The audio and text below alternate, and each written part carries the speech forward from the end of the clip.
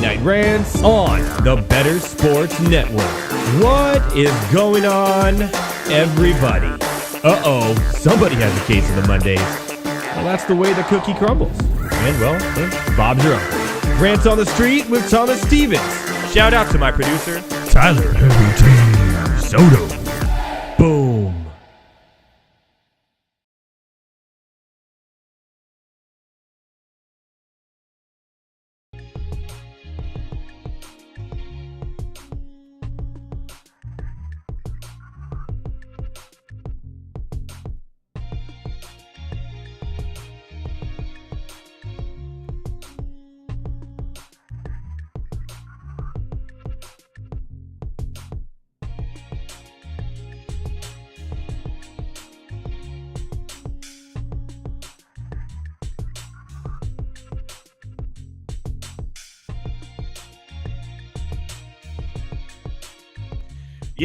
Yes. What is going on, everybody?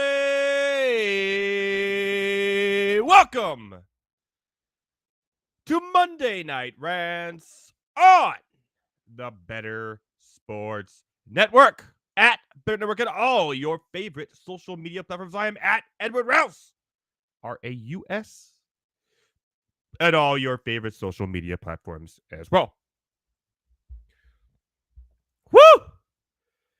Woo! The draft is over. It came, it conquered, and the NFL draft is over. We're going to have plenty of draft talk tonight. We talk about the winners and losers, who my favorite teams I thought did well, and the teams I thought not so well. Looking at you, Atlanta Falcons. I know what you're wondering. Oh boy, Heavy T is going to go on a rant tonight. Heavy T is going to go on an all-timer, a bender of a rant. Unfortunately, Heavy T will not be joining us tonight because, well, this thing called work. Ugh. Work. Come on now. It's your time to shine, Heavy T. This is when you could rant the most about your team. But no. Heavy T, he'll be back next week, and we'll talk to him about what the Atlanta Falcons did. And more on that a little later. But joining me tonight, the triumphant return of the man, the myth, the legend. That's right. Back for Rants on the Street, Thomas Stevens. Yes, sir. Thomas Stevens will be here tonight. Talking about the Pittsburgh Steelers draft, which I give an A. And some NBA talk and the NBA playoffs as well. Good to have him back on the show after a couple week hiatus. So it'd be a lot of fun. But don't worry, we're not doing What Say Ye Heavy T tonight. But we're going to do What Say Ye Elliott T. That's right. Joining me tonight will be Elliott Kams, aka Elliott Kams, from The Drew Show on New Rock 104 out of the Central Valley in Fresno, California. I'm going to shout out to him. I'm an air horn too. He called me a jinx on The Drew Show last week. So I got a bone to pick with him tonight, because now he's coming on my show. We'll see who's the jinx, Elliott, later on the show. We'll talk about the NFL draft. He's a Packers fan, so we'll see how he feels about the Packers draft.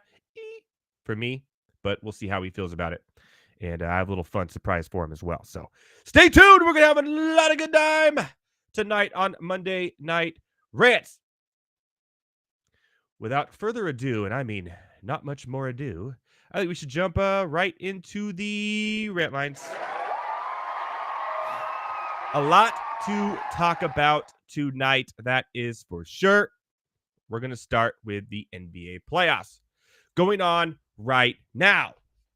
Currently, the Boston Celtics are dismantling the Miami Heat. How did the Celtics let the Heat win a game in this series? I have no idea. But they're up 64-43 right now. It looks like an easy win going back to Boston, which I think will be a end of season Miami. You'll be going to Cancun. So we'll see how that all plays out live on the show. We also have the Oklahoma City Thunder in action as well against the Pelicans. We'll see how that all plays out. I think Oklahoma City has it in the bag. The Pelicans are just not playing good basketball right now. I know no Zion. I get it. But man, when they play the Clippers, they're like the best team in the NBA. It's bizarre. But when they play, I don't get it. More on that later. And then later tonight, of course, we have the Lakers-Denver game. How Denver let the Lakers win a game, I do not know. The spread in that game currently sits at -6.5 for Denver, the home favorites. Now, going over this game has been driving me crazy because the spread at -6.5, I think, is right. I want nothing to do with it, but I want to bet on this game. The trends of spreads that these two teams have played is absolutely insane. In the last 10 times they've played, including already 6 times this year, Denver is 9-1, but only 3-7 against the spread. They're 9-1 against the Lakers, but only 3-7 against the spread against the Lakers in the last 10. Ain't touching it. Okay, let's look at the over-under. Cool.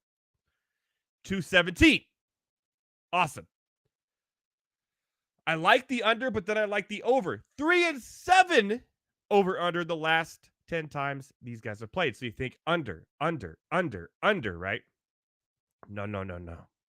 Elimination game for the Lakers. I think this game goes over. So my pick for tonight, because I can't get a handle on the spread between these two, my pick tonight is actually the over of 217. I like that. You can get it right now at FanDuel, our betting show of record here on My Night Rants, for -112. However, I want to talk to Elliott later too when he's on the show because I want to talk to him about live betting, which I got him into, and he's been actually doing really well. So am I a jinx, Elliott? Am I a jinx? One team will not be playing any more games this year. Oh. The Phoenix Suns swept by the Minnesota Timberwolves. A kind of a surprise here. If you're watching the show, you know I'm not very high on the Timberwolves. I think they're a good young team. They got a bright future. However, not there yet for me. And we all know the big three, this big three experiment here in Phoenix, which I was kind of high on. But boy, did they look just... After they lost the first 2 games, I'm like, okay, I'm going to put a little money on Phoenix. They'll come back. I mean, all these 3 superstars are going to play over 40 minutes. They got to score 20 apiece, right? Nope. Okay, the 4th game. Surely these 3 superstars will score 20 apiece, right? Nope. Durant looks off. He can't make a 3-point shot to save his life right now. At all. And Bradley Beal, but before the game, he wasn't ready to go home either because he said this. I've never been swept a day in my life. I'll be damned if that happens. And the Minnesota Timberwolves, to their credit, came back and said, well, that's the first time for everything. Well, Bradley Beal, the reason why you haven't been swept in your entire life is because you play for crappy teams your entire life. Do the Washington Wizards ever make the playoffs?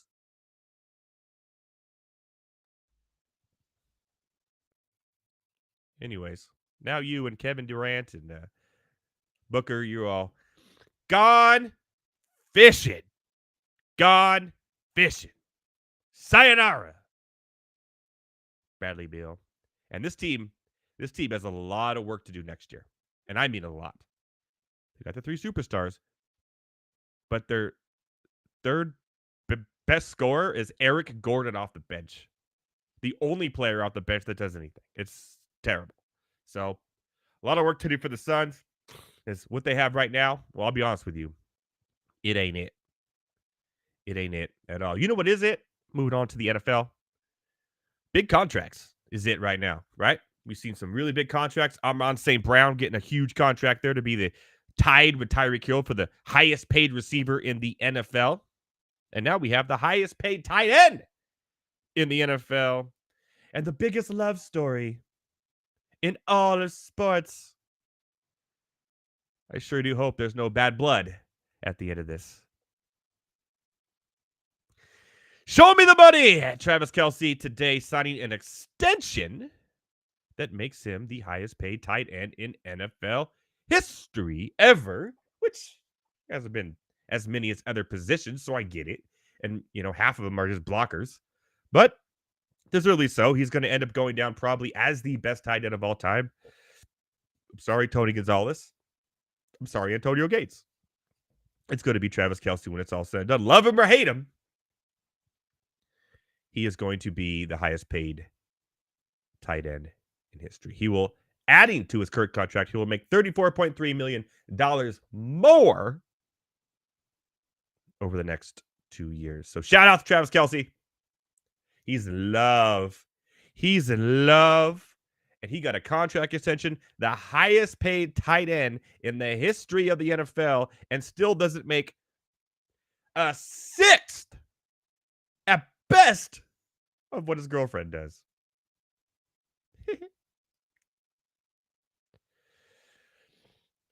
Before, shoot, I hate to do this. I'm sorry, guys. I'm sorry. I hate to do this. Before free agency began, Jerry Jones and the Cowboys, well, they were all in. He said, I'm not worried about the future. We're going all in this free agency. Well, they were the last team to sign anybody. It was a long snapper. And then the draft, obviously they need a running back. Well, yeah, we'll skip on running backs. We're happy with our 5 journeymen, and 3 of them no one's ever heard of. We'll keep with that. Well, it started in this free agency with we're all in, and then a very mediocre draft, and it ended today with that's right, the Dallas Cowboys re-signed Ezekiel Elliott. Yep. How it started, how it finished. So all in, comma, my ass. See if you would have got that out there. Ended with just re-signing Ezekiel Elliott, who's way past his prime, looked terrible in New England last year, and now he'll probably be the starting running back for the Cowboys again. That's fun. So we have that to look forward to. The NFL draft. Caleb Williams, number 1 overall. Whew, I was shocked. Were you shocked? I was shocked. When they said Caleb Williams, I was like, oh, I had no idea. Yeah, come on. Overall, I think it's a good pick for the Bears. I know we talk a lot on the quarterbacks here, but Heavy T definitely feels great about the Bears quarterbacks over the years. But I look at it like this. They're one of my biggest winners of this draft. Why? Because, and I mean the offseason, really. I'm going to look at the whole offseason as a whole. The Bears knew they had the first pick. By the way, Panthers. Tepper. What are you doing? They're like the worst organization run in the history of sports right now is the Carolina Panthers. How they let this happen, I have no idea. And then you goofed on Bryce Young after all of it, too. Told you. Should have drafted C.J. Stroud. Jose says bang, bang, Niner gang. We'll talk about that later. You got a running back in Swift who's decent. A good 2-way running back. He can catch the ball in the backfield as well. I like. And then you went and traded for Keenan Allen. You pick Caleb Williams overall. And then you get Rome Odunze as your number 3 receiver, with Kmet still there as well. What they did, what no other team does when they have the number 1 overall pick, maybe you could argue the Bengals a couple years ago with Joe Burrow. What they don't do is prep for that number 1 pick. They always go into a crappy situation. Not the Bears this year. A great offseason, a great draft, and now Caleb Williams has weapons everywhere. You can run the ball. You got 3 receivers you have to worry about. You have a tight end you have to worry about. And it's going to be a lot easier for him than most first overall picks that are quarterbacks in the NFL, in the history of the NFL, really. So I kind of like that this whole offseason has unfolded. After Odunze and Caleb Williams, their draft maybe faltered a bit. But for the most part, they were one of my biggest winners of the night. I also really liked what the Detroit Lions did. I thought they had a really good draft. I I really liked what the Dolphins did. I thought they had a really good draft. The Chiefs I don't know why, why people just let the Chiefs walk all over them. They're just making trades up from rivals in the in the AFC, stealing picks from them. Buffalo needed a quarterback and a receiver, and they traded, and then you just gave Tyreek Hill 2.0 to the Chiefs. Thank you, Buffalo. And you still don't have a receiver. Oh, wait. You can get a receiver now. No, we're going to trade back again to the second round and lose out on another receiver, Leggett, who I'm not high on, by the way. Only 1 year of sample size. Kind of reminds me of, I'm not high on. But A.D. Mitchell to the Bills, this is what it is. I also liked what the Arizona Cardinals did. Now, they had the most draft picks in the draft. They literally traded. They had one of the worst rosters in the NFL, so it makes sense, right? Obviously, the Marvin Harrison Jr. pick is fantastic. And by the way, in Dynasty rookie drafts, of all the people drafted this year, all of them, every single one, and if you have the number 1 overall pick in your Dynasty rookie drafts this year, and you're drafted right now, I did mine. I'm still in mine. I started earlier, and Marvin Harrison went number 1, and there's no reason why he shouldn't. This guy has a chance to be the next Larry Fitzgerald in Arizona, or Jefferson for Minnesota, and quickly, because there's no one else on that team that's going to really take away targets from this guy. He's immediately steps in as the number 1 receiver in the NFL. I love it. I love where it went.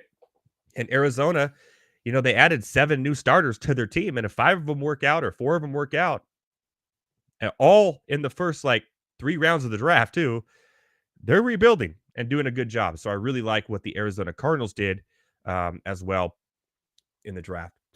Some other teams that, just real quickly, I love what both Pennsylvania teams did. I think that Pittsburgh had a really, really good draft. I'm going to talk to Thomas Stevens about that when he comes on here in a couple of minutes. I really do think that the Steelers absolutely had a great draft. And the Eagles. The Eagles had a really, really good draft as well. Their value, if you go to sharpfootballanalysis.com, Warren Sharp has a great article up there, which he does all the values of projections on if they overpicked or underpicked. And I'll tell you what, the Eagles look really good. And they got, I think, the best cornerback in the draft, and Quinyon Mitchell, who I loved. And why not? Let's just get Cooper DeJean too while I'm at it, who I thought would have been a good pick for the Packers, but more on that when I talk to my good friend Elliott Kams later. So there you go. And okay, I'm not going to be racial here, but can we stop with this white guys can't play quarterback? Oh, he's obviously going to be converted to safety. Does he have to? David Burns is on. Is he watching from Cedar Hill, Texas? Shout out Texas. We are the Houston Texans, show a record here. That's funny. But yeah, Cooper DeJean can play cornerback. He played cornerback at Iowa, and the only reason Iowa was so good is because of what they did with him in the defensive backfield. Their offense was shit. It was terrible. I was just laughing because I went on a streak of 8 games in a row just betting the under when it was getting to a point where the under in college football in an Iowa game was 20 points. That's stupid. And it hit 3 weeks in a row. It got to 18 and a half. He was so right. He picked Cooper DeJean to the Eagles. Yeah, they got DeJean and Mitchell. The Eagles won the draft. A+. A+ for the Eagles. A+ for the Steelers. Again, more on that when Thomas Stevens comes on as well. But before we get to that, and I'm running a little late here, so I'll be quick on this because I really wanted to talk to Heavy T about this because he sent me 4 words total over the weekend as I was texting him about the draft. 4 words. After Penix was taken, I got 2 words from Heavy T, and it said this. And the tweet said, "I'm unwell." And of course, I sent him a paragraph of why I was stupid and this and that and all this stuff like that. And then I didn't hear from the rest of the night. So the next day, after the Atlanta Falcons had a couple more picks, I texted him again and said, "Heavy T, this is a wellness check. Are you okay?" And the only thing he sent me back was, "I'm unwell."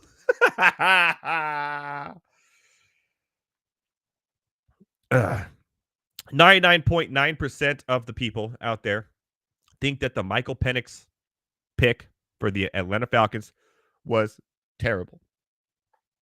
I agree. But the problem with this is that not only was that pick terrible, right? You get multiple picks in a draft. The Atlanta Falcons, all their picks were terrible. Of all their picks, 8 of them, only 1 of them exceeded value. 1. What are they doing? You just get Kirk Cousins in the top 10. You could have just waited and got Spencer Rattler in the 3rd round. Got the best. A defensive player didn't go to pick 14. You could have had the best defensive player in the draft. I thought there was a lot of them. That's why Quinyon Mitchell is going to the Eagles. All these defensive players, but by the way, went to playoff teams. You just made the playoff teams better defensively by not picking defense in the top 13. Idiots. Michael Penix Jr. is going to be 24 years old on Friday. Happy birthday, Michael Penix Jr. He had 4 injuries in college. 4. He played for 6 years. 2 ACL tears in 2018 and 2020. And 2 right shoulder injuries that cost him the rest of the season in the years in between. The only healthy years that he finished the season in college were his last 2 at Washington. But Kirk Cousins is 36 and he just had an Achilles tear, blah, blah, blah. Yeah. So in 2 years, when this guy's 26, Michael Penix Jr., coming off 2 ACL tears, and who knows what else, you're going to trust him as your quarterback? A top 10 pick in the NFL draft? Which also what scares me is that all of his receivers were taken in the NFL draft. So was he that good? Or were the receivers and the offensive scheme that good? I don't know. But too much of a risk. We got Niners fans in here. We got I knew the Chicago Bears were going to take Caleb Williams. Yeah, no shit. Chargers are a wash. Oh, get that. Hey! They get a B+ for me. The Chargers get a B+ for me. Not an A, but a B+. B+. With the Michael Penix pick, again, everyone's pointing at that, but the rest of the draft picks was clearly also not good. The Jaguars were big losers as well. I don't know what they're doing. Their whole offseason has been weird.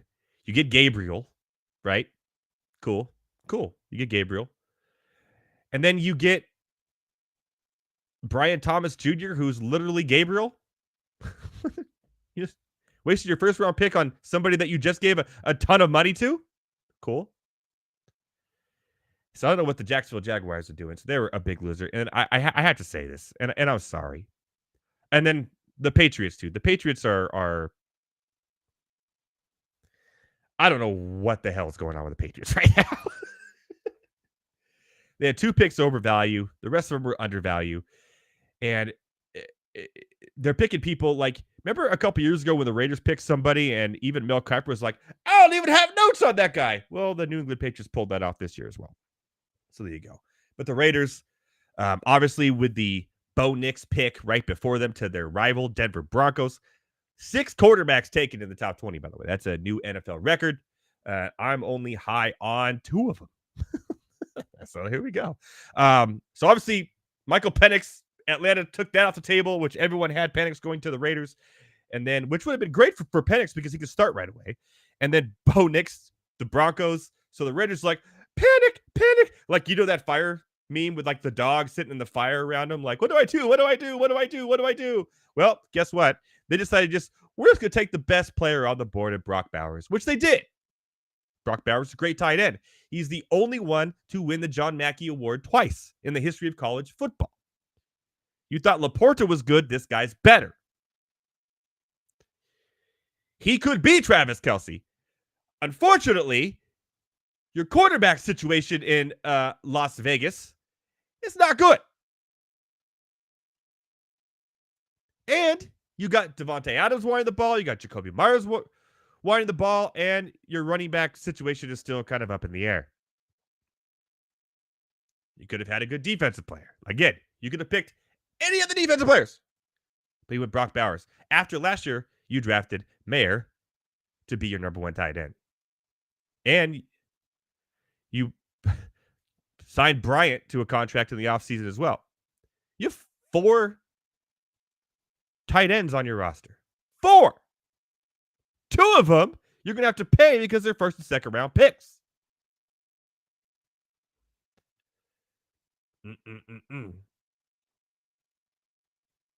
Raiders. And I love you. Oh, by the way, the next Inept franchise series is going to be on the Raiders by Heavy T. So that'll be a lot of fun too. And I'm just going to do a whole show on it. One time I did a whole show where I just did nothing but Raiders jokes for an hour. Got to bring that back. I will bring it back. Speaking of bringing back, who wants some rants on the street? That's right. Thomas Stevens is returning from his long hiatus of birthday parties, Disneyland trips, and crying as the Lakers lose. The Monday Night Rants correspondent himself, Thomas Stevens, and Rant on the Street. But first, this.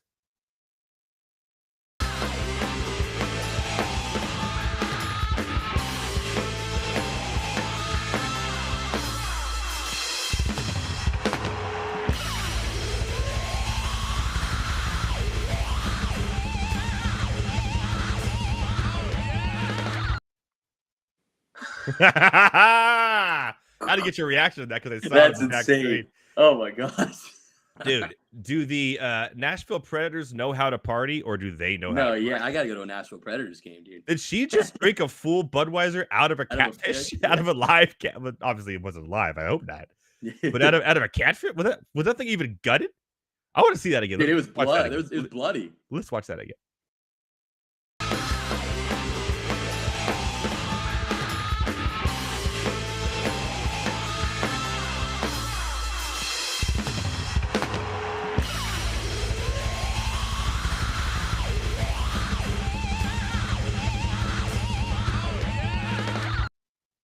Dude, I think that thing's alive. You know how many people in the Midwest want to marry that girl right now? I will marry that girl immediately right now. Not me personally. I'm happily married. I'm saying people in Nashville, in Tennessee are seeing that going, oh, will you marry me right now? She's my wife. Yeah. Well, it's like after a wedding, it's like, all right, everybody, we now pronounce you man and wife, and everyone just takes their catfish full of beer and starts drinking it in the crowd. That's the cheers in Nashville. A live catfish. They click catfishes and drink their beer out of it. Dude, did you see the tail moving? Yeah, dude, it was. I'm like, that thing is live. That's insane. Only in Nashville. Well, shout out to Tennessee for no state taxes. Mm-hmm. What can you do?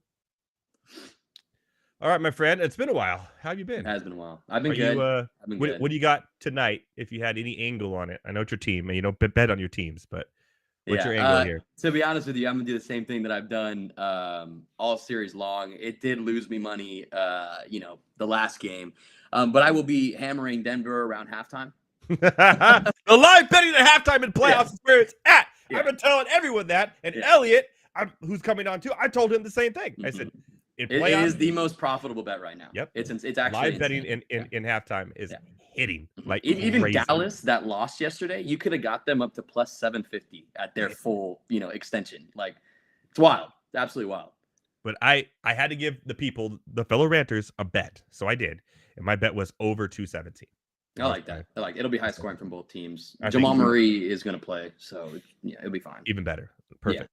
Love that. Are you a little nervous? You think it's they're gonna be Dude, gone? listen. I'm gonna be honest with you, man. Like, game 2 killed me, right? Like, that was the zero expectations after that. So winning yesterday, or not yesterday, sorry, 2 days ago, was cool.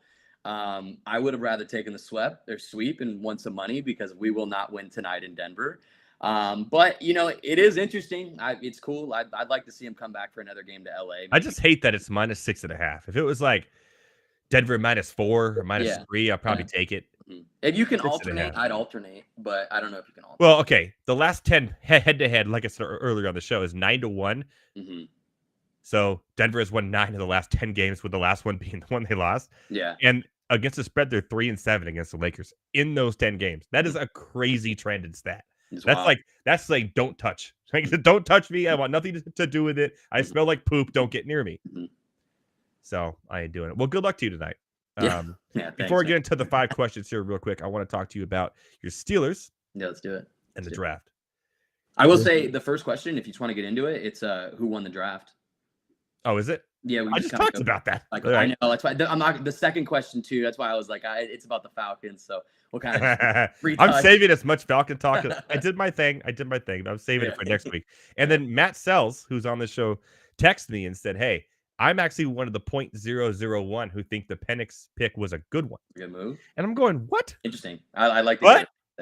He has sound reason, but I want Heavy T to hear it. So he's going to come on next week and give Heavy T. He's going to talk Heavy T off that Atlanta Falcons ledge he's about to jump off to. Full dive. After all I got from him in 2 separate texts all weekend was, "I'm unwell." And 2 days later, "I'm unwell." At least the second one, he put a period at the end, so I knew, okay, he's a little more emotion. He has a little bit of more emotion in this one. He's completed his incomplete sentence, so I get it. All right, who won the draft? Yeah, who won the draft? I already said who I thought won the draft, but and the Steelers were one of them, so I kind of want to talk to you about that because you're a Pittsburgh Steelers fan. Let me. Jesus, all my notes just went. There we go. All right, I give them an A. I thought they did a really good job of drafting for value, getting the positions that they needed. Now, I did not think that the Chargers were going to draft Ladd McConkey, which, by the way, I am buying a Ladd McConkey jersey. Yeah, give me some of that Ladd. Love it. But I thought the Chargers would draft Roman Wilson in the 2nd round. Pittsburgh got Roman Wilson in the 3rd round. And I like Roman Wilson. I think he reminds me of Deontay Johnson, but less of a how do I say this lately? A bitch. Yeah, straight up. I was gonna say a diva, but I love that word even more. He's also a red zone machine, which is also anti Deontay Johnson. So there you go. So love that pick. I love the Troy Fontanu pick, the OT from Washington. I thought he made that team again, protecting Michael Penix Jr. Dude, so many Washington players were drafted in this. Insane. Yeah. Offensive line from receivers. I worry about Penix, man. I really do. Love Zach Frazier as well. Peyton Wilson's a great pick. Mason McCormick, I loved. And then anytime you get a defensive player from Iowa late, you're getting a good fed guy ready to white guy. Trenches. I think most part. And by the way, remember last year we gave your Steelers an A as well. So here you go again. I'm giving them an A this year. What are your thoughts on that? Yeah, no, I 100% agree. I think that they were one of the teams that won the draft. I think that getting Troy, it's hard for me to pronounce. I will get the last name right at the end. It was Fontanu. Troy Fontanu. Get used to it. He's going to be a good player. 100%. Yeah. I think that, because of the quarterback selection and everything that went on so early and how weird it was, I think Tomlin said it, the best. We didn't think he was going to be available. Turn the film on this guy. He's an absolute beast. It's what we've needed for a long time, man. And then I think the 2nd round, we've needed a center since Pouncey's left. Yes, sir. Zach Frazier from West Virginia is a great center. Underrated, small arms, they say, but why does every offensive lineman have small arms nowadays? Are they all a bunch of T-Rexes going out there blocking? Come on, they do this their entire life. They know what they're doing. Who cares about small arms? Yeah, no, but I think one of the biggest things, man, that I liked about the Steelers picks, and I heard our GM talking about it, is a lot of the players we got are play now players. They've been 3-year starters. Not just I was big on Jackson Powers Johnson. Don't get me wrong, but it was kind of a 1-year, I'm not going to say a fluke. He's a great player, but it was 1 year. I'll take the center that has played for 3 years. So I like that. Yeah, I don't know. I think all the picks were good. The defensive player out of Texas, it was late. It was in the 6th round. Ryan Watts. Yeah, Ryan Watts. I can't be mad at a 6th round pick. That's fine. So I think they did good, man. I think they attacked everything. Yeah, I agree. A+. I will say though, if just to touch on this question really quick, man, the Chargers are in my top 3 teams that won this draft. Really? I give them a B. 100%. I give them an A-. I'll be honest with you, I give them an A-. Okay, why? Well, it's my own team, so I'm harder on my own team. Yeah, no, 100%. I think that the first pick was amazing. A lot of people hated on it. I loved it. Dude, absolutely. I was all in. And I was on Charger Twitter, which, by the way, is the worst Twitter ever because there's only 10 of us. And 9 of them hate everything that the Chargers do. So it's just me defending. I was like, hey, we don't need this. Like, we don't need Odunze or Malik Neighbors. Yeah. You have Alt and Slater on your offensive line. Possibly could be, 2 top 3 tackles in the league. Seriously. Dude. If Alt's a beast. And then give me some Lad McConkey. I love Lad McConkey. I love that Jordy Nelson type on the team. Give it to me, baby. Give it to me. I just think, for me personally, man, just like I said about my Steelers, I think the Chargers came here and played no games. They attacked exactly what they needed. And I love Brendan Rice. Brendan, dude, Jerry Rice's son, by the way. Brendan Rice is a Charger. That's funny. Absolutely fire. But yeah, I like that too. So, and only 2 Michigan players, which surprised me. But yeah. And then the Eagles are my 3rd team. They crushed. Eagles crushed, man. Cooper and Mitchell that late was absolutely fire. Stupid. Both starters immediately in the NFL. Like, so just stupid. Yeah. Maybe Baker Mayfield won't line him up in the playoffs next year now. You got the white boy safety. I love it. He's a quarterback. I hope to God he plays quarterback. Corner? That'd be awesome. Break the barriers. White people can't play quarterback. Jackie Robinson. Jesus. Yeah, break the barriers of the CB.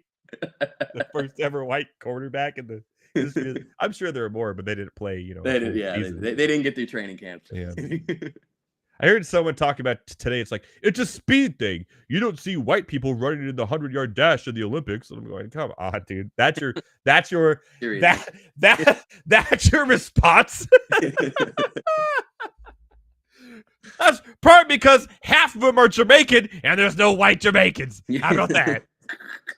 All right. Anyways, moving on. What's number 2? Number 2, man. We'll be really quick on this because I think we both know our opinion. The Falcons. What were they doing? If you even want to skip over this one, we can. Yeah, I think everyone heard it. If you haven't heard it, watch the replay on MetaRants.com and listen to me talk about Michael Penix Jr.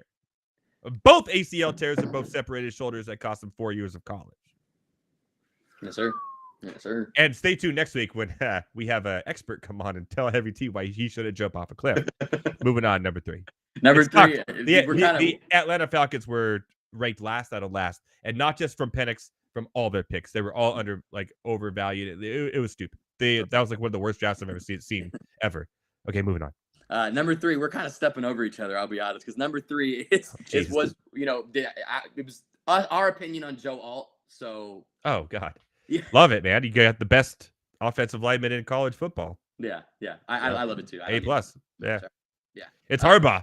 And today, but by the way, interesting, which I'm going to be a little bit of peppering in on my fantasy football teams next year, is J.K. Dobbins is fully healthy. But we see this every year. So that first game, week 1, J.K. Dobbins is going to put up 172 touchdowns. Yeah. And then game 2, he's going down with an injury. We know how that works, right? I told my friend that the other day. He's a Chargers fan. I was like, those first 2 weeks are going to be insane. In DFS, you're playing J.K. Dobbins the first 2 weeks until he gets hurt. You're doing it. Yeah. I like how we have the starting backfield from the Baltimore Ravens last year. I know. They just gave it to you. Although that running back that they got late, right? Yeah. Kind of a speedster, kind of an Eckler type. Kind of. I like that pick too. Late in Dynasty, like the 3rd or 4th round of my rookie draft this year. I'll probably be looking at him and trying to pick him up. But I like myself some McConkey. So do I. Go the powder, McConkey. He's gonna be a possession threat, dude. With Herbert, he's gonna be a beast over the middle. He's gonna be an absolute beast. He's gonna be Hunter Renfrow on steroids. Yep. That's what I told my friend earlier. But way better. Like that was actually not even a good comp because he's way better than Hunter Renfrow. But maybe that first year Hunter Renfrow. No, you know what? Jordy Nelson is a good there you go. example I like that. because I like that. early in Jordy Nelson's career, he was actually more of a possession type receiver. And then something happened with him and Aaron Rodgers where he clicked and he started going deep more. And then he was just always open until he had that bad injury in the preseason. But I like that comparison. I like that too. I mean, we could compare him to an actual African American too, but let's just yeah. Cooper DeJean, you better play CB, baby. All right, what's number 4? Number 4, this one. Listen, man, I love this conversation, but this is a broken record on this show. I will say. What is going on with the Atlanta Hawks this offseason? Are they finally going to blow it up? Are we going to see the same roster, the same coach, the same Atlanta Hawks? I feel like we've had this question in the last 3 years. No, I'm serious. This is a broken record. You talked more about the Atlanta Hawks on this show than people have in Atlanta. Yeah. I don't know, man. They're just a weird roster. It's so weird.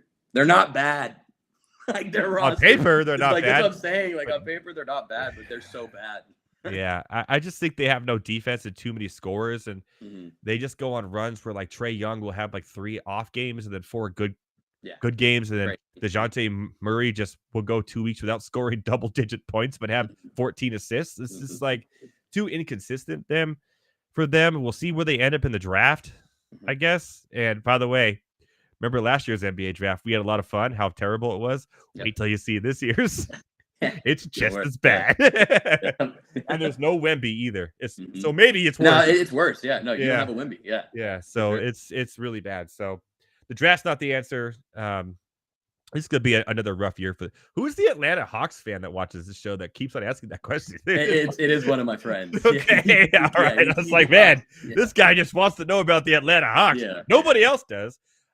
We do have a quick question in the chat. What's more shocking here? The Washington football team drafting Kirk Cousins in the 4th round after taking RG3 at number 2, which was interesting. And it worked out for them, actually, with the injury. Or Penix being drafted after the Falcons gave Cousins a 4-year, $180 million contract. Good question. I'm going to say the Penix, and here's why.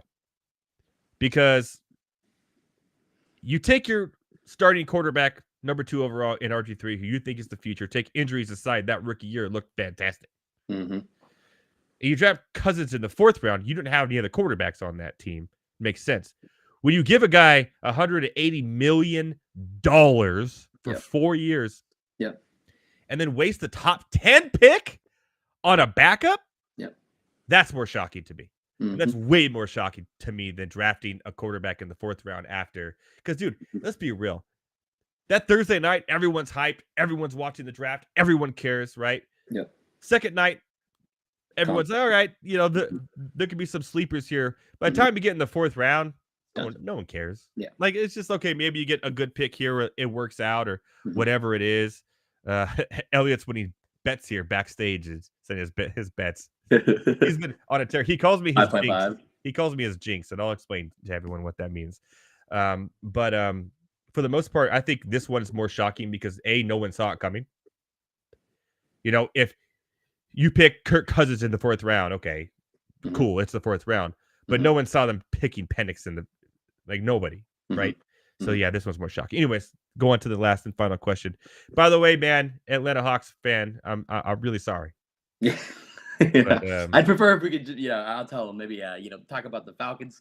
Heavy T would love that. Talk about the Braves, maybe. The Braves are doing well. Let's talk about that. There you go. Number 5, I like this one because me and you hit this on the dot, man, at the beginning of the year. I think I know your response, but love the team, love what we did. Can the Oklahoma City Thunder genuinely compete for a championship this year? What's the score right now? I will check. Hold on. I know. So much for getting this on a post afterwards. We're talking about the live score, but yeah, it is what it is. What is the score? It is 44-43 at halftime. So yeah. So no, man, I don't think so. I'm actually higher on Dallas now. I think the winner of the Dallas Clippers matchup will beat the Pelicans. Oh, I'm sorry, the Thunder. I agree. In the matchup. And by the way, the Clippers have the easiest road here to the Western Conference Finals. If they do not find a way around Doncic and his, huge win last night. Yeah, but they should have won game 2. They had it and they blew it. So, but then you could say, well, Dallas blew it last night. That's basketball. Yeah, that's why I only watched the fourth quarter and bet on it at halftime, baby. Let's go. Damn right. Damn right. That's how we win here on Monday Night Rants. Yes, sir. We only bet at halftime. Let them get emotional. That's Let them right. get emotional. Let me see how far this team is down by and what I could win. Yeah. Because that's what playoff basketball is. Everybody knows the team down always comes back in the second half of the playoffs. It is like, what? I think it's hitting like an 80% clip right now. It is insane. It's insane. The Denver Nuggets are my first loss on that comeback. The Bucks. I did have the Bucks. Yeah. The Bucks are done. Bye, Bucks. They're going to be gone. They're going to be hanging out with KD and Bradley Beal fishing. Suns, dude, I love it. I love that. What do you know? A Doc Rivers team out in the first round of the playoffs as a favorite. Who would have thought that was going to happen? Huh? Nobody or everybody. I guess I need to see their win-loss records since he took over as coach. I don't think they're 500. Well, they ended up being number 2 seed, right? No, they fell, and the Knicks were number 2. I think they were number 3. A little bit over 500, but I know it's bad. I mean, it's not good. Like they terrible playoff. Yeah. I don't know, man. Doc Rivers. What were we talking about? I lost. OKC. Oh yeah. I agree with you, man. I think we hit him on the top. I think it'd be surprising if they get to the Western Conference Finals. Is their floor? And if they get to the Western Conference Finals and have to play Denver, there's no chance in hell. Like they're not going to. They're not built for that yet. They're not beating the Mavericks or Clippers, and it's 100%. It's a great story, and it's a great. Yeah. And by the way, if you watch Monday Night Rants, it's our story because we called it. And hey, by the way, we also called the Pacers, my friend. Let's go. That deserves an air horn. Right. Those were 2 nails, man. That's crazy. Yeah. Both gonna go to the second round. Nailed it. Do we have anything else? We good? Nah, that's it, man. That's it. That's all we got. Yes, sir.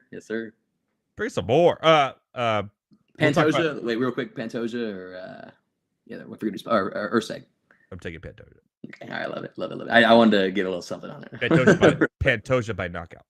Nice. Is my pick actually, but I do want to talk to you about this next week. The Tyson fight with Paul. Frick. Yeah, we're gonna talk about this next week. For sure. We're gonna talk about this next week. That's gonna be really. Have the betting odds came out for that? Yeah. Oh, slight favorite to Paul here. Okay. But then, yeah. So Tyson came out today and said, "I haven't had sex or smoked weed in like 6 months. I'm ready to go." And I'll tell you what. Oh fuck! If that happened to me, I would fight anybody who was walking their dog down the street right now. Like, I'll be ready to go, baby. Testosterone's just through the roof. Yeah. Whoa. It's all play, though. Oh, damn well that dude is smoking weed and having sex with his wife right now. It's all talk. We'll talk about it next week. For sure, man. I think we should do like a special live watch show. No, I'm down, dude. That would be just get everyone on to watch it with us and just have some beers and like watch the fight. And dude, we'd probably get solid traction with that too. Honestly, I think we should. People will be looking for the fights like on. Yeah. Just watch it with us. We'll just talk about it. We're watching this ridiculous thing, and it's free on Netflix. Well, you have to have Netflix, obviously, but it's free. Yeah. It's on Netflix. Yeah, that's awesome. Dude. Yeah, wow. Great. Cool for Jake Paul to do that, man. Honestly, that's pretty cool. Oh, by the way, shout out to Logan Paul, who I think is an underrated WWE star. All right, my friend. Tell me where to find you, where to ask the questions, obviously, by rants.com, but also at, I just rant my instead of tires. This is why Heavy T needs to be on the show. Because when I produce myself, I don't know what I'm doing. At Better Thomas. Yes, sir. All social media platforms. Send any questions, any sport, just not like, cricket, something like that. I want everyone to give a cricket questions tomorrow. 5 cricket. I want to talk about Sri Lanka and their 2-day cricket match they had against India. Better. What are the betting odds on that? Let's go. Yeah. Anyways, I'll be ready. I'm gonna look up some odds for the Jake Paul Tyson. I'll get some research on that. Yeah, we'll have some fun with that next week as well. Yeah, for sure, man. All right, my friend. Always a pleasure. Hey, let's try to make it 3-2. Enjoy the game, my friend. Enjoy the game. Let me know when you hammer. Oh, we'll be texting it at halftime. Right. Yeah. All right, later, man. All right, man. Better Thomas at Better Thomas, all your favorite social media platforms. We're gonna take a quick little break here, and when we're back from this break, the man, the myth, the legend, a man who I have a bone to pick with, calling me a jinx. Well, we had patio beers. And while I was on that patio, a certain somebody was winning. So maybe I am not the jinx. Until then, well, how about a little bear slander? Will Caleb Williams be the one? Will he fix the curse of Chicago Bears quarterbacks? Heavy T doesn't think so. Here's why. The Bears have to be one of the most inept franchises of any sport I've ever seen in my entire life. And they share the city with the White Sox, who are also inept. Like, that is how bad the Bears are. I just don't understand how you can go your entire existence and the quarterback that wins you a Super Bowl is Jim McMahon. You couldn't find anybody else. They don't have a good history with quarterbacks, but they let him be the quarterback for a long time, too. Deshaun Watson and Patrick Mahomes right there. Mm-hmm. And you drafted Mitch Trubisky. They were right there. I there's a lot of pain in being a Falcons fan. The Bears are one of the teams I could argue they might have it worse, and they have a Super Bowl. And when the best quarterback in the past 50 years is Jay Cutler, you have a problem. That's so funny that you just said that. We were talking about Jay Cutler the other day, me and my friend, and I was like, yeah, he was on, because we were watching the Colorado Rockies game against the Giants, and it looked like he was behind the thing. I was, yeah, well, he played for Denver most of his career. We looked it up. Chicago let him be their starting quarterback way too long. Here's the thing, too, is that Jay Cutler wasn't bad. Like, he was erratic. He wasn't terrible, though. The poor man's Brett Favre. I'm taking him over Justin Fields. I'm sorry. I would. But Jay Cutler led that team to an NFC title game. Yeah. That they lost to Green Bay. But he's gotten farther than anybody else. You want to know who the other starting quarterback was for the Bears in the other Super Bowl appearance they made? It was Rex Grossman. What are we doing out here? It was Rex Grossman and Kyle Orton was the backup. How are you that bad? Bro, like, oh my God. Listen to the top 5. According to Football Reference, the top 5 greatest Bears quarterbacks of all time. Jay Cutler, number 1. I can't believe it. Sid Luckman, who last played in 1950, is number 2. Jim Harbaugh is number 3. Jim McMahon, the Super Bowl winner, is number 4, and he played there for 6 years. And Mitch Trubisky, is number 5 on the list as terms of passing yards go. Will the curse be fixed? I think so. I really do. I don't even like USC. But only time will tell. All right. Without further ado, the man who called me a jinx. Elliott Kams, a.k.a. Elliott Kams. So many nicknames. Not as cool as Maximus Viper.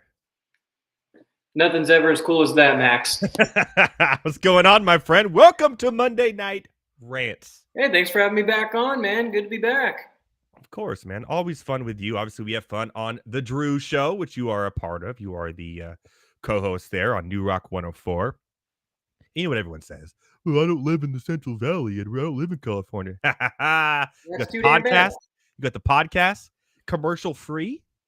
The best way to listen, some would say. I think live, always the better way to do it. But 110%. But, you know, that's the way to do it. Some people just got to find their way to listen to me, and I don't blame them. Being the best morning show in Fresno, you know? Hey, I second that. The best morning show in Fresno. And I'm on Fridays. Fast Eddie Fridays, if you will. Where some would say it's the best day of the week. Some. I'm not saying who, but there's been some talks in the office. Okay. I love it. I like it. You called me a jinx. I did. Obviously, we give our bets. By the way, do you have anything on this Lakers Denver game tonight? Not yet. I'm flirting with. You're waiting until halftime, aren't you? Like the Well, I'm true. definitely doing that, but I'm flirting. I'm flirting with OKC Pelicans, maybe going into the fourth. It's weirdly close. It's a 1-point game going into half, so I'm thinking maybe get a little frisky, see if the Pels got one last little push, and then bet Thunder. There you go. Right By the way, I got Elliott into the live world of live betting at halftime in NBA during the playoffs. And if you don't, wait till halftime to see what the spreads are and bet against it. With the team that's losing, you are missing out because it has been like an 80% clip of constant winning this year. Oh. But Vegas is getting a little bit smarter with it now, though. They're getting smarter with it. But it's been an absolute banger of hits after hits after hits. So it's been tough. It's been tough all this year for me. Some bad months. I won't lie. It hasn't been my best year, but I want to just read off something for you. Okay. Since last Tuesday, we won with Nuggets -1.5 at halftime. Mm-hmm. We caught Miami in the third quarter for a money line. Whee! Real Madrid money line. Cash that. You know you're a degenerate when you start betting soccer on a Thursday. Hey, when Real Madrid's playing, you take Real Madrid. That's the rule. I didn't make the rules. I just know the rules, all right? Look, we got Bruins money line. We got Pacers money line. We got the Timberwolves 3 times in a row with a money line and a sweep. You got me on that one. I'll give you that. I had higher hopes for the Suns. We had game 3 of the Islanders money line and over. And then we ended up with just a couple of minutes ago, Panthers Lightning, another over. All right. So why am I a jinx? Because I'm going to tell you why. All right. Okay. When do you start coming in? Say March, maybe February? I came in January. Okay. Oh, okay. Perfect. All right. Yeah. January. 9-7. It was the first week of the NFL playoffs. Okay. Well, here, look, January 9-7. Things are looking good. February 3-9. You're going to notice a pattern here in a second. You're going to notice one. All right. March 5-13. Ooh, I love this one too. I love this one. Without counting last week, April 4-8. I'm not saying you're a jinx, but if it walks like a jinx and if it ruins my luck like a jinx, you might be a jinx. Okay. You know my record. Those 3 months were pretty good. I can tell because you've been using me as a little betting meat shield. I did with your hockey. You went on a streak there where every hockey bet you picked on lost. Even if you picked like a -400 favorite, they would lose. It was crazy. Yeah. It was a run. Everyone goes on. One can argue it's harder to lose 8 in a row than it is to win 8 in a row.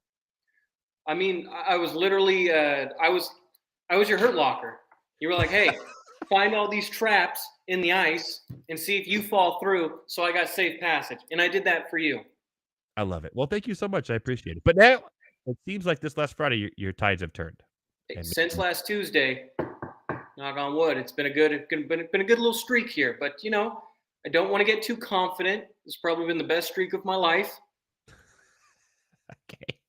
Like 6 total wins ever in a row. I'm like, I'm Jesus. You know, it's like should have parlayed him, my friend. You should have parlayed him. It's too rich for my blood. Too rich. Okay, well, you know, next time parlay him. The fool's gold of betting. Well, that and like I do a lot of halftime stuff. It's a lot of live betting. That's where it's so, at right now. You can't parlay that. That's true. Yeah. Well, tonight, hopefully, it works out for you too in the halftime. I'm sure you'll be texting me. What? I mean, we could go the entire game. It's my show. I don't care. We can just live watch the Denver Lakers game and live bet on it. I mean, all the people watching would love that. No, yeah, I'm sure NBA wouldn't have any issue with that. I'm sure it's all good. Question: did you see that video of that beautiful young lady from Nashville pounding a beer out of a catfish? I did see the catfish. Yeah, I did see the catfish. Would that be something? Right when I saw that, I said, of all the people I know, and I know quite a lot of people, one of them would do that, and he ironically lives in Tennessee, which is fun. Would you do that? Mm. So here's the thing. Would I normally do that? No.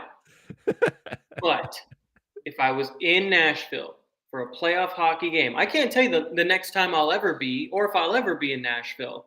So you might have to just go balls to the wall. And if someone's holding a catfish with beer in it, you might have to go bass to mouth there. I don't know. I don't want to. Normally I wouldn't. But yeah, in the spirit, like if you've got a Predator jersey on, you're probably a couple of brewskis deep. You're feeling the energy. You might have to just do it. You might have to do it for the fans, for Nashville. Yeah. How many guys want to marry that girl right now? I'm sure the entire single population of all of Tennessee. Probably. All right. Did you watch any of the NFL draft over the weekend? I watched day 1 and just was checking briefly on day 2 and 3. Okay. You are a Green Bay Packers fan.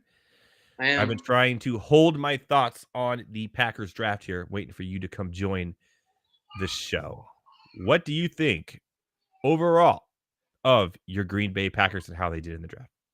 You know, I've been noticing a lot of people giving us the B, the classic B, which feels pretty boring, frankly, to me. B for boring. Yeah, exactly, which I disagree, you know? Sure, we needed a corner. And sure, we traded backwards to not get a corner. But you know what? I like the draft. I think it's a frisky A-, personally. Okay, so going over it. Obviously, Jordan Morgan, the OT out of Arizona, I thought was a good pick. He's a very solid, probably underrated offensive lineman. I thought he may go higher. Edgar and Cooper, linebacker out of Texas A&M. Okay, but you did get your DB at 58 and Javon Bullard out of Georgia, who I love. And you know what? Kind of a two-way player, too, where I he can didn't play think we safety. needed really anybody on offense. I'm a big fan of Marshawn Lloyd in the 4th round, personally. You could have probably waited and got another running back later. You already have 2. He immediately slots in the 3rd. But the way I look at it is, I look at it as like finding Aaron Jones is heir to Aaron Jones. Because you got Aaron Jones, then you got Josh Jacobs, who's Aaron Jones-esque in the sense of his north to south breakaway speed, without maybe the receiving touchdown side of it. But then that's when you got Marshawn Lloyd, who's just going to watch him and A.J. Dillon run. Matt LaFleur, you know, takes some of his faults with offensive play calling in the playoffs, but he knows how to drop good plays for running backs. I really like the pick. Okay. I'm a little iffy on that one. I think it was kind of a wasted pick there. What I love, and absolutely love, was taking number 111th overall out of Oregon. And he's probably going to be a safety for you guys, but Evan Williams, who, by the way, played at Fresno State before he transferred to Oregon. So I've seen this guy play at Fresno State. I've seen him play at Oregon as well. This guy is a baller. And where you got him, I thought he would go sooner. Evan Williams is a great pick up there for your Green Bay Packers. And I look for him to be potential, maybe not this year, kind of peppering in. I think he's going to be a starter there in 2025. If there's one thing I'm never upset about is the Packers drafting linemen, and it's finding places where they clearly need help. They needed help with the DBs from last season. They needed linebackers to fill out the center of the field, and they need offensive linemen for the future to protect Jordan Love for the foreseeable decade. So I really didn't have a problem with it. I would have liked maybe a defensive lineman or two. I feel like Green Bay always gets carved at either the front 4 or through the linebackers. They covered one of those things.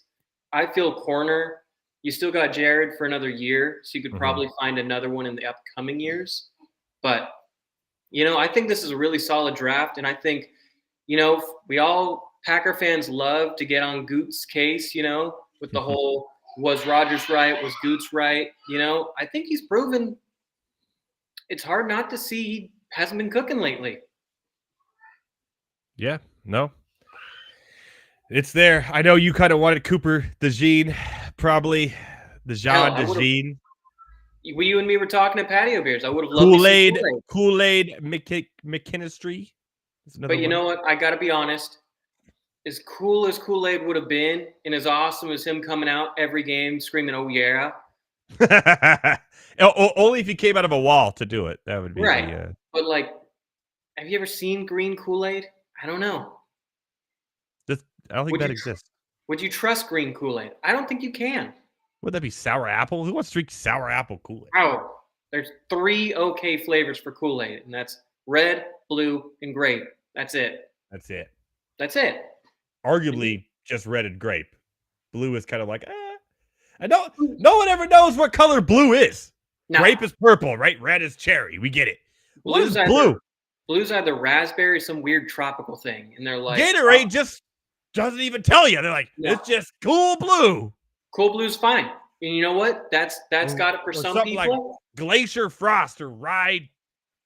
Hey, don't you disrespect Riptide Rush, okay? Riptide Rush, that's what it is. We're talking Gatorade flavors. Riptide Rush was a banger. Next to strawberry kiwi in the nipple top.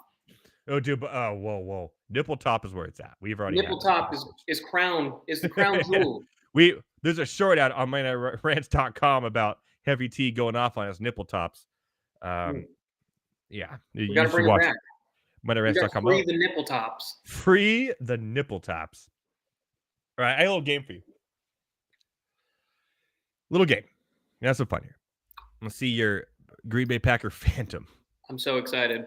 Yeah. If you can't tell, I'm ecstatic. Yep. The Green Bay Packers obviously have been really lucky at quarterback over the last, I don't know how long, forever. Don't do it, man. I want you to name as many Green Bay Packers quarterbacks. Oh, dude, I don't give a fuck. This is on the internet, man. You can say whatever you want. It's not New Rock 104. It's true. It's true. All yeah. right. But after over 3 Fs, then they do censure you. So there was one. So the other 2, let's keep a low minimum. Dude, it's like a PG-13 movie, you know. You can get away with a little bit. Titanic had boobs. That's true. That's true. We're thankful for it. We gotta thank we gotta thank Leo for that one. Yeah. What a great drawing. How many quarterbacks for the Green Bay Packers can you name? How many you think? Dude. Like, if you had to give me an over/under of a number that you think you name without thinking real quick, 5, 6, 6.5. So the problem 7. is the thing that's really bothering me right now is that I feel like I have 6 close to 7, but I can't remember 2 of their names. But I know where they went. But I know where they went to college, or I know what team they got drafted with before, and that's what I may give that to you. Okay, because let's get Brett Favre out of the way. Let's get Aaron Rodgers out of the way. Wait. I'm gonna give you 5.5. Okay. So you got to get 6 to win. Okay, so let's get Jordan Love, Rodgers, Favre out of the way. 3. You see 3 more. One guy that holds a very special place in my heart. He played maybe 3 games, but he has one of the greatest rushing touchdowns a QB can have in Packer history. Scott Tolzien. Scott Tolzien came in for Aaron Rodgers when he broke his collarbone. You were correct. He started 2 games from 2000 in 2013, one in 2013 and one in 2014. Played the Minnesota Vikings. Yeah, you got this. I should have given you 7, dude. If you're pulling out Scott Tolzien right now, got it. If you have time, you should look up Scott Tolzien's rushing touchdown. I remember it. It was sick. incredible. Yeah, it was an incredible game. Mm-hmm. I remember that. We got Matt Flynn for sure. Okay, yeah, you got this. It's over. And see, here's where it gets tricky, right? Because one of the quarterbacks was a first-round pick and a huge bust for the Browns, and then he got traded to Green Bay. And then when Aaron Rodgers had like that Chicago Bears my knee game, where he basically got horse tranked in, he came in, threw a pick 6 to Khalil Mack. And what college did he go to? Oh, dude, that's gonna. He went to I feel like a Big Ten school too. Did he go to UCLA? No, there was a guy from UCLA though, and he got traded to the Arizona Cardinals. Yes. But see, those are my 2 people guys. right now are yelling at this show because there's one quarterback who's a legend who literally won the Bart first Starr. ever. Yeah, like an idiot. I was trying to keep it in my lifetime. I know, but it could be any quarterback. All right, you're on the cusp here. You got to name one more. And by the way, the Green Bay Packers are tied for the least amount of starting quarterbacks in franchise history. I don't think this is right. I'm going to throw it out there because wasn't Hasselbeck a Packer? He was not a starter. He never started a game. Never started. Okay. But you're right. He was a Packer for a me little time. But he Well, did not actually make the team after that. He had that great, we're going to get the ball and we're going to score. And Yeah. then So yeah, he was a Packer. Yeah. He scored for the Packers. That should He had money on that game, huh? Yeah, for sure. Yeah. Come on, one more. So many you could choose from. So many. This is what's driving me crazy. It's because they're there in my mind. They're there in your mind. Wow, some of these are crazy. I forgot about him. Wow. All right. And I'm not trying to look. I'm trying to do Scouts honor. Yeah, no, Scouts honor. Just one more. Hey, you pulled the Matt Flynn out. You pulled Scott Tolzien out of your ass. Come on. Because Scott Tolzien had the moment. He had the moment. Mm-hmm. Oh my God. Wasn't like it was something. The Cleveland guy was like a Kircher or Kinsey or oh my God. I see it, but it's blurred, you know? The Cleveland guy, I don't know who that is. He's blurred. I'm going to give you one because here's where I thought you were going with the Cleveland one because this player did actually play for Cleveland too in his career. Brett Hundley out of UCLA. Brett Hundley was the guy that got traded to Arizona.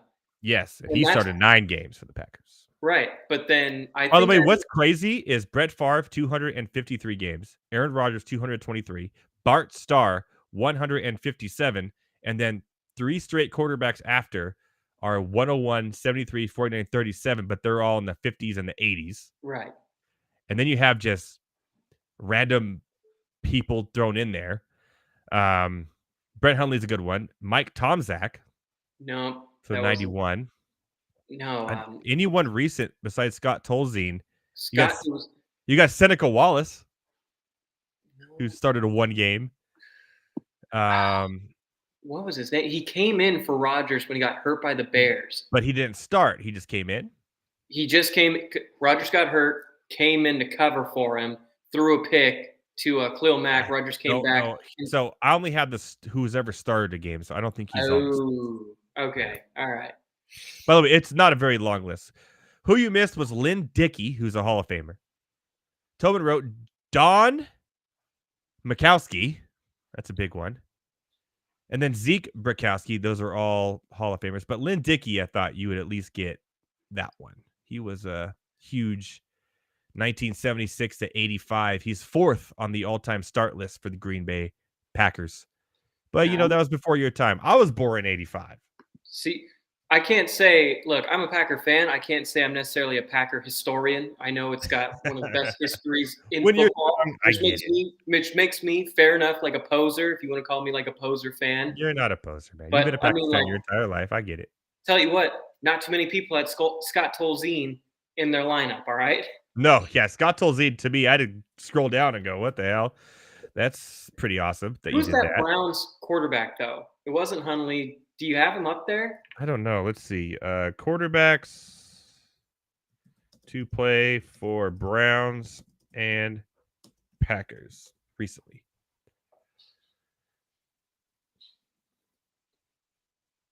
Oh, Deshaun Kaiser. Deshaun Kaiser. That's a throwback. Oh, and by the way, if you just type in quarterback to play for Browns and Packers, he's the only one. Literally the only one. And he had like a sack.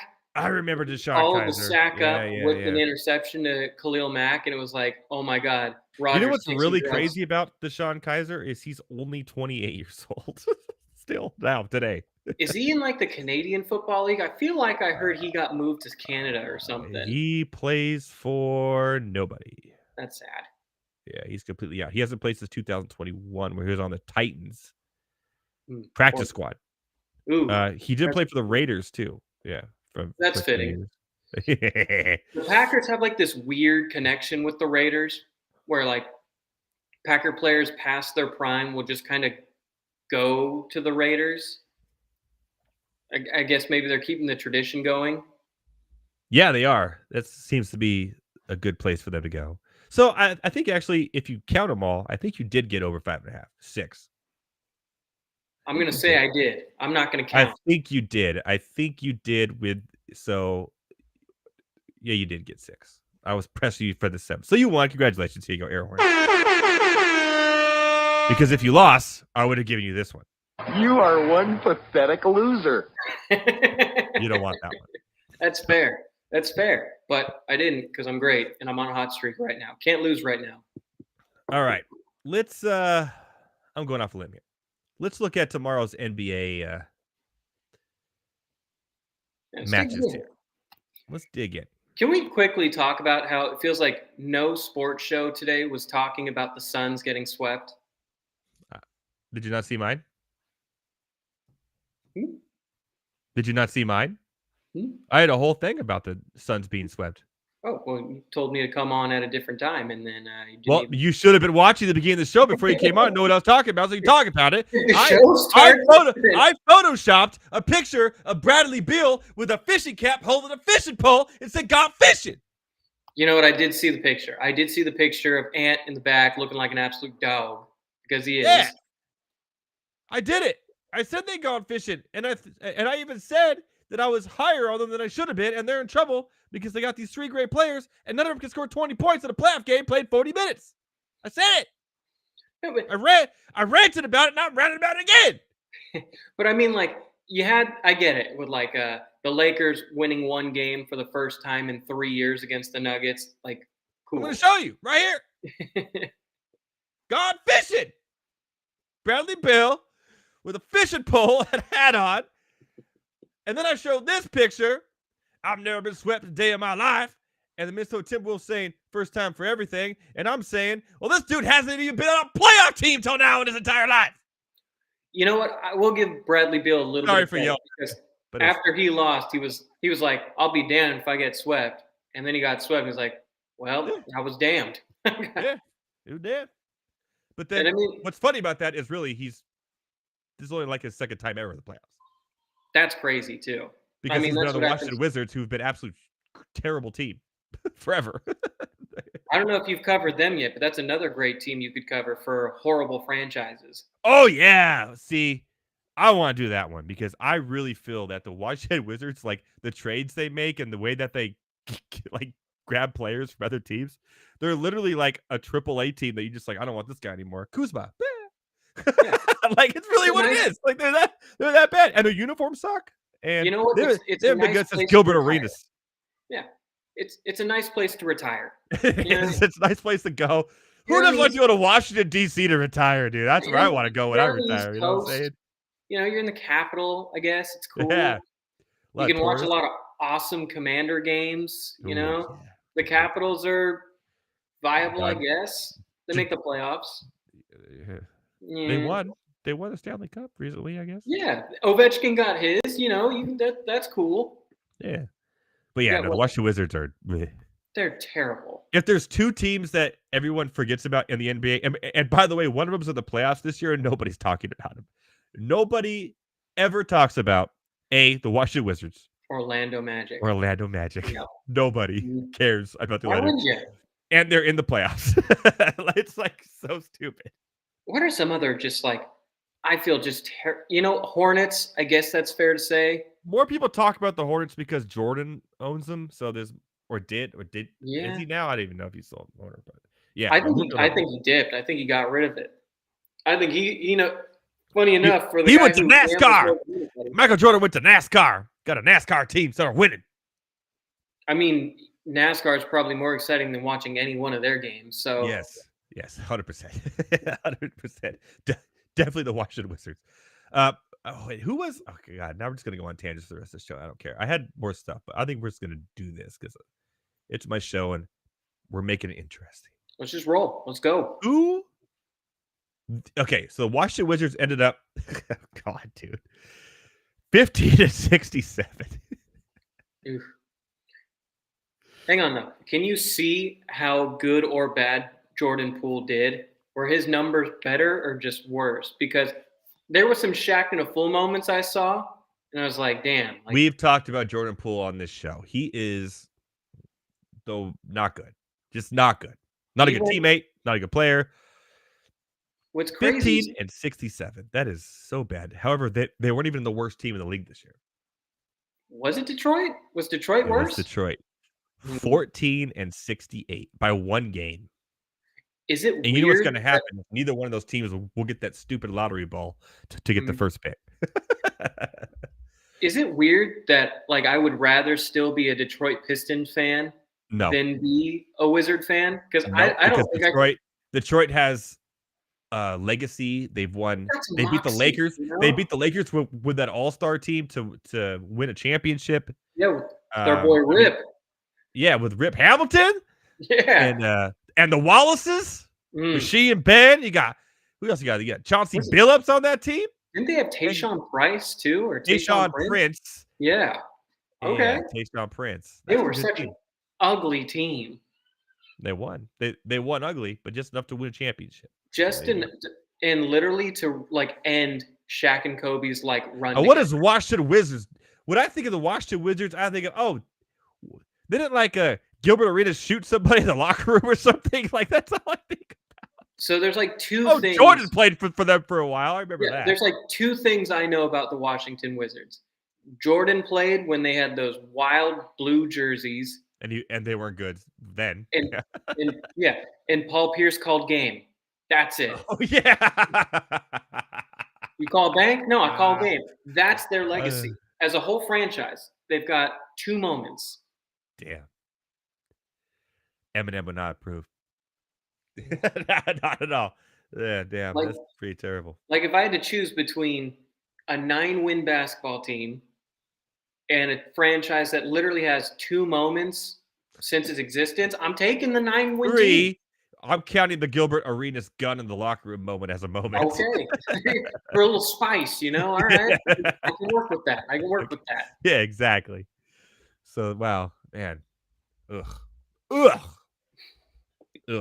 So who's your we all know you're a Packers fan. Let's just dive into who's your basketball team then? So I wasn't the biggest basketball fan growing up as a kid. It wasn't a sport I really followed. I really liked Dwayne Wade as a kid. And I think one of the best finals performances in my lifetime was Dwayne Wade against the Mavs. That's fair. Averaging 34, like 7 and 8 was crazy to me. And to outshine Shaq in his prime, I thought was wild. That was past Shaq's prime. Close to his end of his prime, the back end of his prime still. So I was a big fan of Dwayne Wade and the Heat. I kind of fell off them when LeBron kind of did his whole decision thing. That was so dumb. Okay, can we talk about that now? Are we past it, or we could just say, like, I'm not like everybody? Can we all just agree that was stupid? I know he won championships, but he lost his first one to Kawhi Leonard and an old Spurs team. But still, he lost his first one to Dirk, hitting that. Was it the Mavs? And then the second one was to the San Antonio Spurs and the old Spurs. Okay, can we talk about how dumb that was? And then the Kevin Durant doing his whole my decision and no, see, his was worse. You think Kevin Durant was worse? Freaking LeBron James had a 60 minutes pretty much with Barbara Walters announcing what he was doing. That was pretty cringy, man. Yeah, no, it was. But LeBron, and I'm not the biggest LeBron fan, but to his credit, he literally did everything for that franchise, for the Cavs at the time. They had literally guys like you and me playing with him. Yeah, well, okay. And then he goes to Miami. And Miami's team was good, and they were dominant, but like KD, he does my next chapter. Yeah, that was pretty good. Leaving a Western Conference, finals. He was up 3-1 on the Warriors. He choked it away. Well, they all did. So did Westbrook. So did right. But I mean, had beef with Westbrook. Yeah. Then leaves, and James Harden was on that team too. And my first NBA game was Golden State, Boston Celtics, Boston's old Big Three against Nate Robinson and Andre Biedrins. That's a and Bogut had just been traded for Monte Ellis, so I didn't even get to see Monte Ellis play. Steph Curry had ankle injuries, so I never even got to see him. Oh, God. And Kevin Garnett hit one of the sweetest mid-range daggers I've ever seen. So I started following the Warriors, and then a year later, they're kind of frisky. They get Clay and Draymond. The year after that, they make the playoffs, and then the dynasty starts. And then Durant does his next chapter thing, wins 2 rings, and then because Draymond calls him out, he leaves. And now what do we have as Kevin Durant's legacy? You know? Well, he is a multiple champion and a multiple MVP of the finals winner. He is. But I mean, That's it. But he had to do it with help. he did. But I mean, I don't. And then, okay, so when it's all said, okay, let's talk about this for a second. When it's all said and done, let's talk 10 years from now. And we look back. Who do you think people will respect more? Kevin Durant or Kawhi Leonard? Ooh. Because Kawhi Leonard won a title literally by himself. He did. For 2 teams. He did. And you know what? He was easily the best player on those teams each time. So he has 2 titles, 2 teams, 2 MVPs of those titles. Kevin Durant has 2 titles, right? 2 MVP of both. Yep. Or was it a third? I think he may win a third. No, he actually, made no. 2 on the third. He tore his Achilles. That's right. That's right. So 2 MVPs, same team with Steph Curry, with Thompson in his prime, with Draymond Green. I think Kawhi Leonard, when it's all said and done, will be looked at as a better player, better overall legacy than Kevin Durant. So especially now. I mean, what just happened with the Suns? Right. No, I think this is big for him. And I don't know what the Suns do next. They're kind of screwed with how their whole setup is kind of set right now. They don't have money. They don't have draft picks. There are reports like that with Booker wants to be a Knick now, which seems crazy. You just lost. James Dolan would never. No. He's too good. He needs he needs one of those mid players that he could just hype up as they're better than they are, like Randall.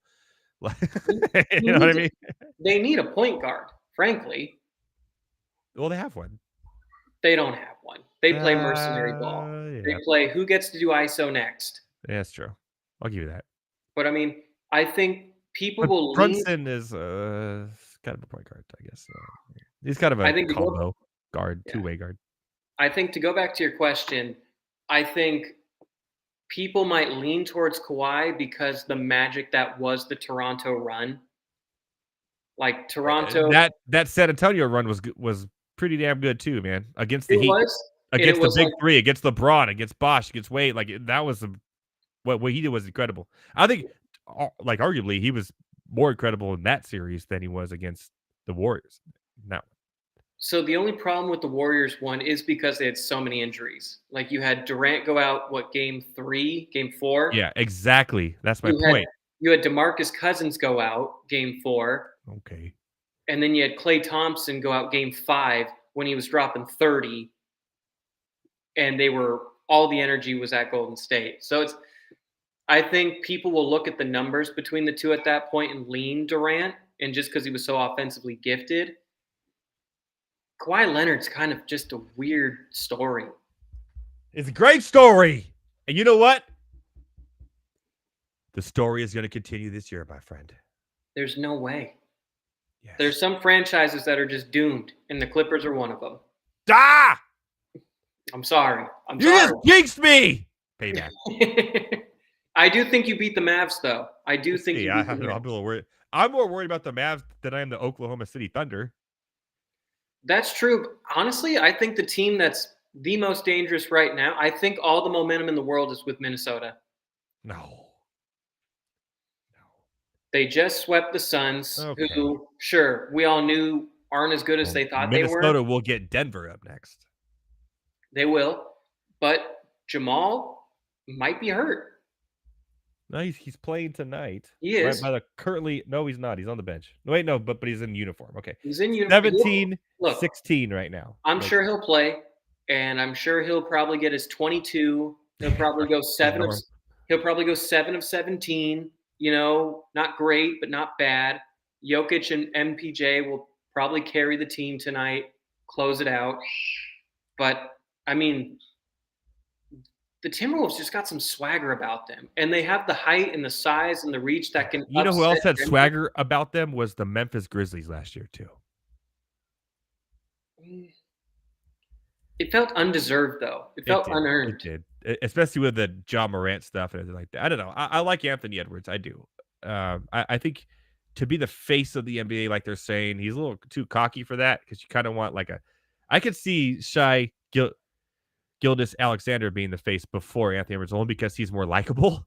Because Anthony Edwards kind of has that, like not quite LeBron, but like just grit. That's kind of like not. Yeah. See, SGA reminds me a lot of like Derrick Rose in the sense of he's an incredible athlete and he's incredibly quiet to himself, kind of humble. And I think OKC allows him to be that way. He's starting to come out a little bit more. If you haven't noticed recently, he's being more talkative and more like superstar-y. But when it comes to just like, I think that swagger helps Anthony Edwards. I think that's part of what makes his game. It makes it must watch, and he's going to be probably on the cover of NBA 2K whatever next year. Most likely, it's probably going to be him. If there was odds on that, I would put it on right now that he'd be the cover of that. The NBA was stupid not to make him the cover of that game next year. But yeah, is what it is. Okay, so who do you got in the NBA Finals as we stand right now? I mean, it'd be stupid not to say Boston. So we'll just say Boston's a given because the East is so beat the hell. Yeah. I'm going to give you the things I think I'm going to give you what I think is going to happen. Okay. And I'm going to give you a dream scenario. Okay. Okay. Yeah. Because what I think is going to happen is this: Minnesota, 1 year away. They probably lose to Denver in 6, maybe a frisky 7. And then Denver beats out either OKC or whoever they'll play next, or whoever the Clippers or the Mavericks. Yeah, Clippers. I think it's the Nuggets are. I won't say in a league of their own, especially if they're beat up. But I think they just have that we've been here before, we know what we're doing kind of thing. Mm-hmm. So this will be like Denver's last year of winning a title before they get like 2 years off. So it's probably Denver, Boston, and I'd probably take Denver in 5. I think I don't know how you can trust Boston, frankly. They're an untrustworthy team. Yeah, last year was very much a disappointment. The last couple of years, actually. And Porzingis, by the way, tonight left with a non-contact injury. And if it's a bad one, they say it's just some sort of strain or he'll miss the next game for sure. Mm-hmm. But they should take care of business against the Heat. But if he's out for a long period of time throughout the playoffs, that could create some strain here. And I could see a team like Cleveland or someone coming in there who has a lot of front court depth. They're like the only other team in the East right now that has front court depth with Mobley and whatnot. I think they could give them a run for the money, but I think it's Celtics. And on the other side, I'm still sticking with my gun. I think it's going to be Clippers versus Denver in the Western Conference Finals. And I still think the Clippers win in 7. And then they go to the championship and the Celtics win. I think the Celtics win this year. That's such an ugly finals.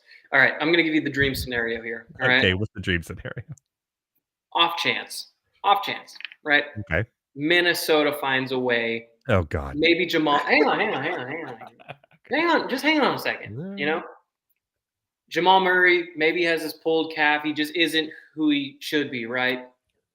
They find a way to upset the Nuggets. The world is shocked. Minnesota goes on to beat Clippers, whatever. Eastern Conference Finals, Boston, New York. And I could see that happening. New York with their grit, with their crazy fans. No way. This is dream. This is okay. All right. This is a nightmare for me. We're in dreamland. Right? We're in dreamland. People know we don't like the Knicks here on Monday Night Rants. We're in dreamland. Okay. All right.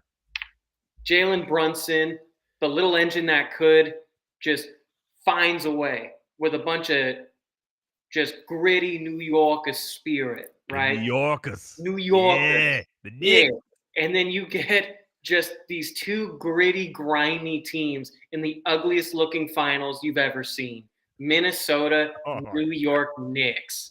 Could you imagine an uglier finals? Yes.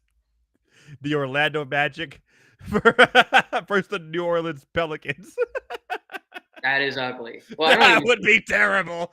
That being said, it would be cool to see Zion in a finals if he'd ever play.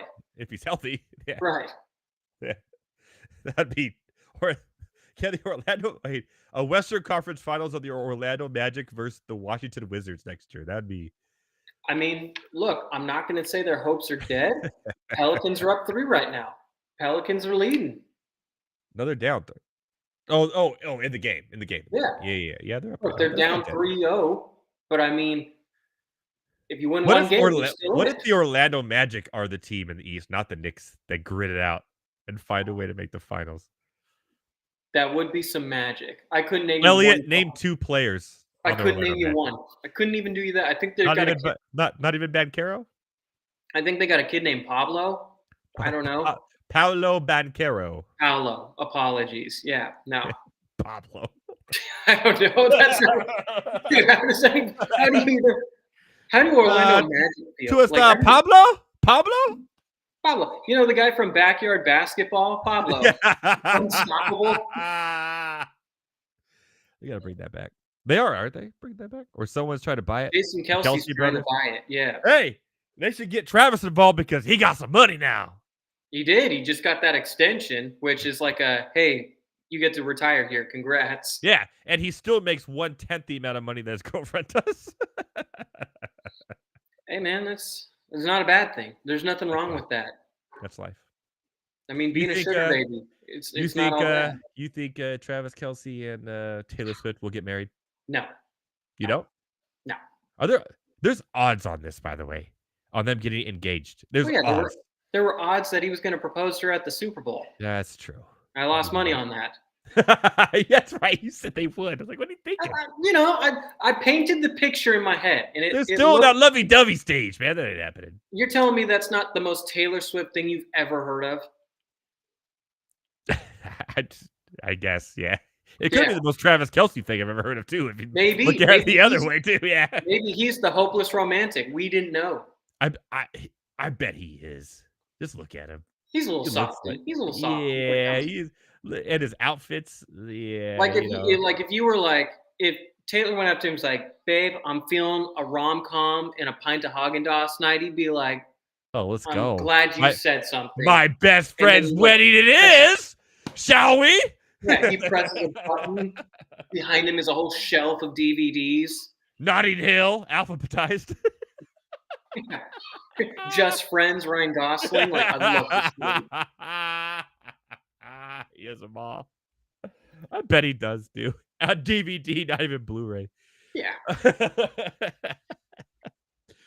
All right, my friend. That was a lot of fun. I don't want to keep you any more tonight. We're going to watch the end of this game. And when it gets to halftime, bet on it. That's what wins, everybody. That's what wins. Bet on halftime in the NBA. You'll be winners.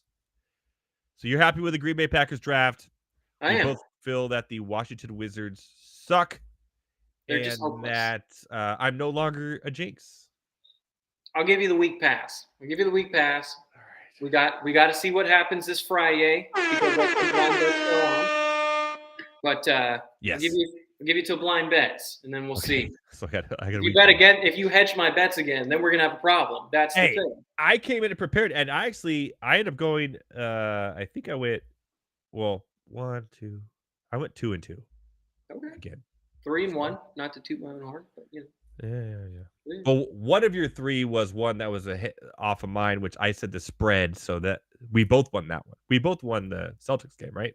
Or which one did we win? The Milwaukee game. We won both the Milwaukee game, yeah. We both won because I took the cover and you took So. I took overtime. You took overtime. Yeah, you did take overtime too. So bet on the live stats. Yeah, just end the show with me real quick. Then we'll call it a merry night. I want to thank everybody for watching tonight. My Rants on the Better Sports Network at Better Network and all your favorite social media platforms. Make sure you guys in your mornings watch The Drew Show on New Rock 104 with my boy Elliott Kams, aka Elliott Jams. And he has so many nicknames, it's not funny. But hey, what can you do? Tell everyone real quick where to find you.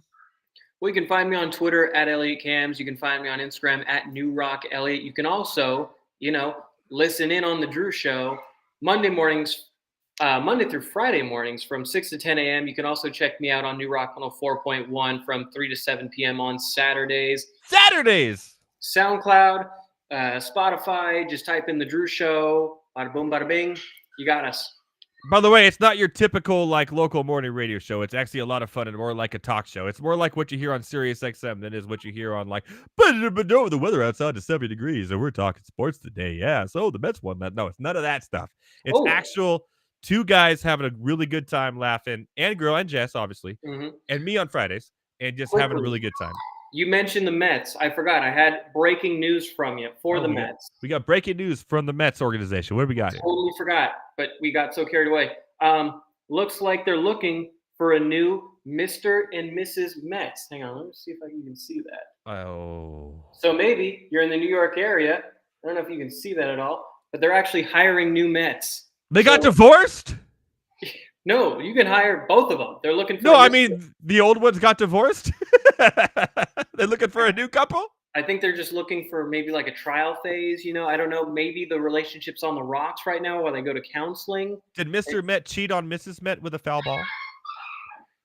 You know what? That's what I'm hearing things. I don't know if it's necessarily true, but I do know. Oh, what do we got here? We got I got my nephew. I got my nephew in here. He heard about the Mets splitting up, and he was so upset about it. He's so upset about Mr. and Mrs. Met splitting up. So what do you have to do to sign up for this job and get it? I'm hoping you just gotta find a significant other or pretend you have one. Oh, you do know how. You have to know how to play a trumpet, though. That's fine. We can figure it out. Whatever it is. I mean, you probably just have to be a bit of an alcoholic to deal with being a Mets fan, and you know. Dude, I've never met somebody who was a mascot that wasn't an alcoholic. Comes with a job. That's going on Twitter later. All right. From myself, from Elliott Kams, from Better Thomas, who was on earlier. Shout out to Better Thomas, Ranch on the Street. From Elliott's nephew in the corner. We wish you guys a merry, merry Monday. Enjoy the rest of the game. Hopefully you win your halftime bets. I'm going to tweet out mine, actually, when it comes. So check it out at Edward Raus. At Edward Raus on all your favorite social media platforms. If you're an alcoholic, don't worry. There is a job for you. You can become a professional sports mascot. For myself, the Best Sports Network, at Elliott Kams. We'll see you next week, my fellow ranters, where we get Heavy T back on and tell him not to jump off a cliff because the Atlanta Falcons pick from Michael Penix maybe wasn't that so bad. Matt Sells will be here to tell them why. Until then, have a good week. And as always, shout out to our boy, Taj McGowan.